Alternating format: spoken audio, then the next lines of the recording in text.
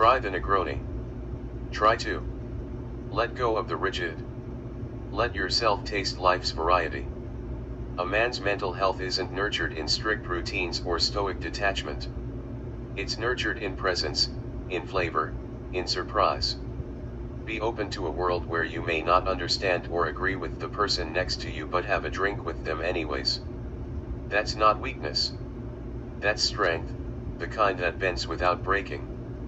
Eat slowly. Tip your server. These are acts of kindness to yourself, to others. They say, I have time. I have awareness. I have something to give. Check in on your friends. Check in on yourself. We tell men to man up, to be strong.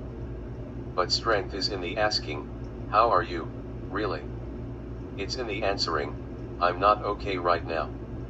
What is learning? Being a man, hell, being human comes with this unspoken rule, you kind of gotta fuck it all up first. Not because you want to, not because you're reckless or careless, but because there's no blueprint handed to you. You don't get a how-to manual for manhood. You get experience, and that experience is usually wrapped in some form of pain. Some form of loss. Some form of dying. And I don't mean dying in the literal sense. I mean the little deaths. The ones nobody sees. The parts of me that had to go because they were holding me back. The pride that wouldn't let me apologize. The ego that made me chase validation instead of truth. The fear that made me lash out or shut down instead of just saying, I'm scared. I don't know what I'm doing. What is learning, really? Learning is the funeral of who you were so you can make space for who you're meant to be. And that shit hurts. Growth doesn't come with a warm hug. It comes with fire. It burns the old layers of you so the new ones can grow in. And I'll be honest, there were moments I didn't want to grow. I wanted to stay the same. Because even broken, I was familiar with myself. Even toxic, I knew how to navigate it. Healing required me to walk blind. When I say part of learning is dying, I mean I've had to sit in the silence after someone I loved walked away and admit I played a part in pushing them. I've had to sit with myself and admit I wasn't kind, even if I thought I was justified. I've had to unlearn the idea that manhood is about being hard all the time. I had to realize that the real strength wasn't in how much I could carry, but in how honest I could be with myself.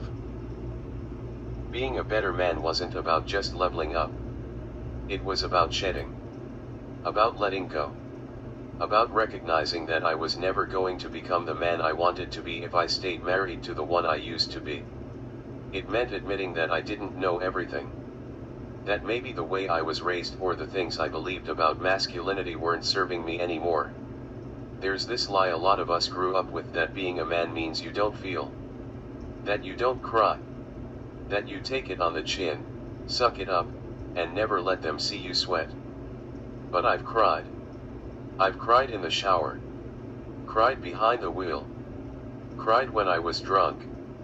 Cried when I was dead sober and the weight of everything finally hit me. And you know what? Those tears were sacred. Each one carried a version of me I no longer needed. See, I thought I had to be hard to be respected. I thought love was something you earned by being stoic and strong.